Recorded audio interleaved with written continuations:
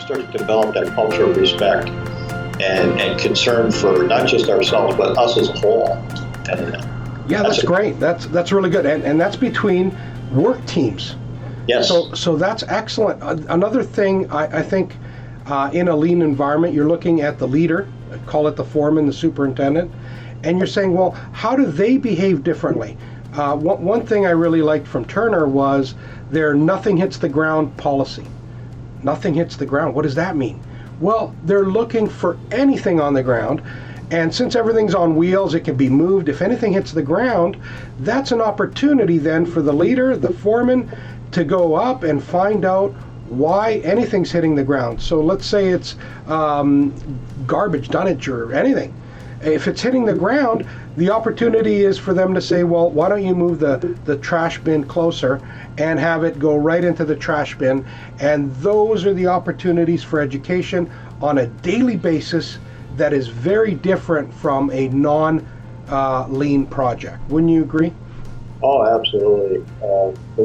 Again, I think there's a word I would use in here that starts, trade people are crafts people, men or women. They worked hard to learn their trade and their craft. They were mentored by somebody that they admired, or not, but they learned, and they learned to be good at what they do. And then there's this idea of pride in work, pride in workmanship that kind of goes along with that. And to extend that now from the bubble of my work to the project holistically is a much better work environment for everybody. We become more efficient. Our projects are safer. We're helping each other, so we get things done the way we said we would get them done because we've had better planning.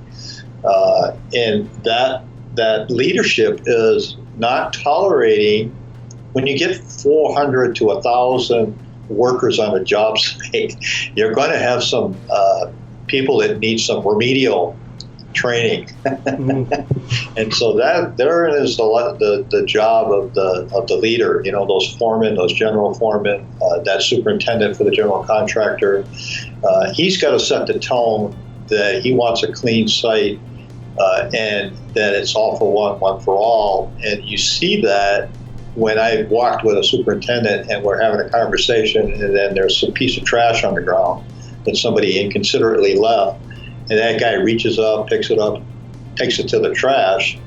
Now, the time I saw, he didn't complain. He just kind of shook his head, but he went on, and you knew he was thinking that somebody needs some remedial training, because that's not the way we behave on the site. Absolutely. I wasn't there, but I'll bet that at the next group meeting, it got mentioned that, come on, guys, we have a culture here that says pick up after yourself.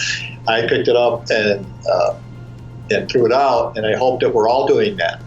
If there is somebody that's not behaving the way they should, I hope you're willing to go and say, hey, don't do that, put it in the trash, right?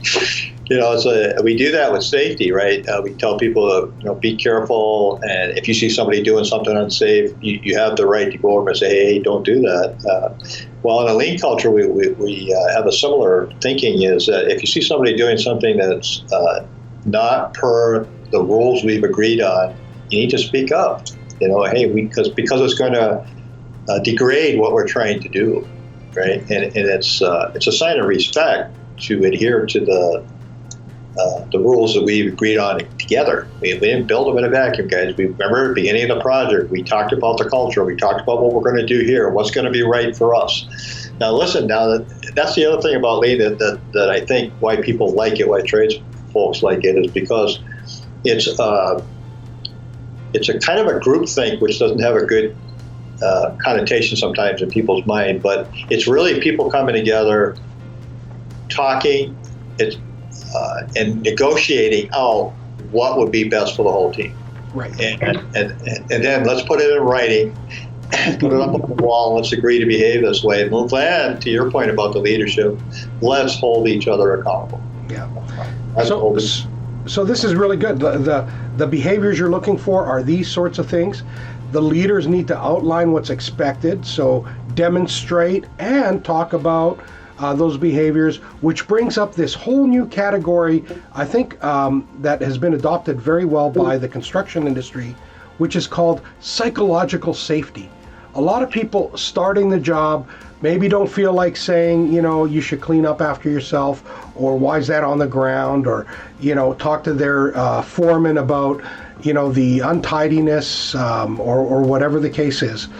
That psychological safety is trying to be spread like a virus throughout the construction industry, because that safety is needed in order for lean to flourish. Yes. Oh yeah, safety is paramount, and it goes right to the heart of the individual that shows up to work that day. As you were talking, I was in the military. I was not in the Navy; I was in the Air Force. But for some reason, I was thinking of the analogy of a sub or a ship. One of the things that I do know is in the military, whether it's a barracks, a sub, or a ship, or a workplace, the level of organization and cleanliness is held to an extremely high standard. I would say like a clean room standard, and it's all understood and it's enforced, and but because of it, you have a comfortable, safe environment to work. So if you think about that on a construction site, that is achievable only when everybody comes together to help do that and agree to it early.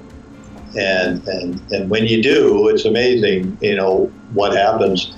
To the psychological safety, this is the idea there. For what you said is please be willing to speak up. Be willing to say what's on your mind in a respectful way, as best you can. No one's asking you to be a diplomat, but we are asking you to speak up as best you can and honestly as you can. And now, usually that's not a problem for trade leaders. They generally have been in environments where they've had to fend for themselves. They're used to being maybe bullied a little bit, and so they're ready to fight if they have to fight. And so what we're saying is channel that energy to something different and make it about reality and truth, and make it about making things better for everybody, as opposed to let's use it as a force to one-up the guy through bullying or yelling. I can yell louder. Yeah. No, let's just do what's right. Let's just do what we agreed upon, and let's hit the schedule the way we have sequenced and outlined it. And remember, because that takes us into a whole other topic, which will probably not today, but we'll move from culture. Maybe we should talk a little bit about schedule and milestones. Yes, absolutely. We have to. So the other thing, too, taking that psychological safety, what is the behavior? The behavior is use your words. Okay, now they use that in kindergarten. Come on, use your words. But they also put up flip charts and whiteboards to say, here's the problem I see, and it's management's responsibility, or whoever owns the problem, to say, here's what I'm doing about it, here's a countermeasure. So use your words, that'll help, and that's the behavior related to making everything safer psychologically for everybody. But as we talk about culture and all the behaviors, everybody has to be thinking, that is not what our managers, our XOs, or anybody pushes us to. They push us to achieving the schedule, reducing the cost, productivity is always high, quality's always got to be high. Those are the kind of things, especially cost, I think everybody migrates to, that we got to get under control. What is this other stuff that we got to think about? Psychological safety, our behaviors, this kind of culture. Well, guess what? You're working on process in this case, and only by working on the process will the results come. And that's the key to focusing on that. And people.